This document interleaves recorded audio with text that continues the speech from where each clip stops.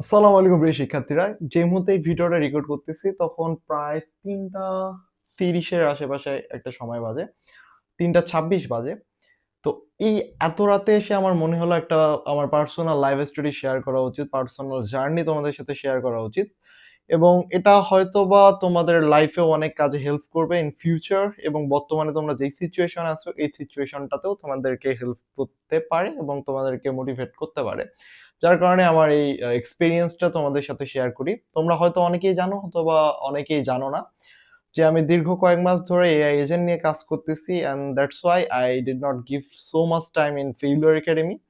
আমাদের একটা AI agency আছে এবং আমরা সেখানে বেশ কয়েক মাস ধরে আমরা কয়েকজন এজেন্টিক এআই নিয়ে কাজকর্ম করতেছিলাম এবং লাস্ট ৪-৫ মাসে আমরা ডেফিনিটলি একটা ক্লায়েন্টও পাই নাই এআই এজেন্টের এবং যখন ৪-৫ মাসে প্রায় আমাদের অবস্থা একবারেই নিচের দিকে বিলো এভারেজে ধসে যাওয়ার অবস্থা।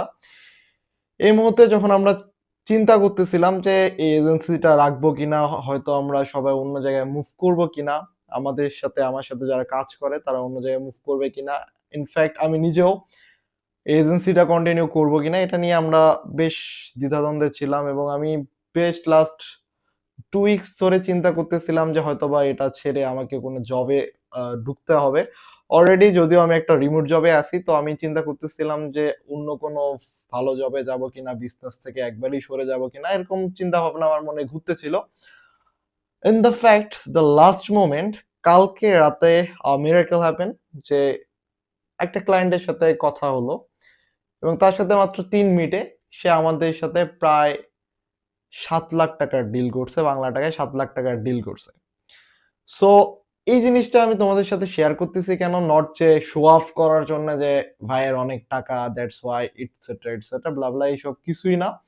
আমার শেয়ার করার মেইন রিজন হলো যে এই যে আমরা চিন্তা করি যে আল্লাহ হয়তোবা আমাদের দিবে না। আমি নিজেই ১৪ দিন থেকে যে চিন্তা ভাবনাগুলো করতেছিলাম যে হয়তোবা এটা পসিবল না, হয়তোবা এটা আমার কখনোই সম্ভব না, কখনোই এটা বিট করতে পারবো না, হয়তোবা কখনোই আমার অ্যাচিভ হবে না এই বিষয়গুলা। তো এটা তোমারও মনে হয় তুমি যখন অ্যাডমিশন ক্যান্ডিডেট আছো অথবা এইচএসসি শিক্ষার্থী আছো, তুমি ভাবতেছো যে আমি পড়তেছি তারপরও কোনো রেজাল্ট ভালো আসতেছে না। আমি পড়তেছি তারপর পরীক্ষা খারাপ হচ্ছে। আল্লাহ আমার সাথে কেন এমন করতেছে? তুমি হয়তো জানো না যে তোমার লাইফের অ্যাকচুয়াল মোমেন্টে কি হইতে পারে।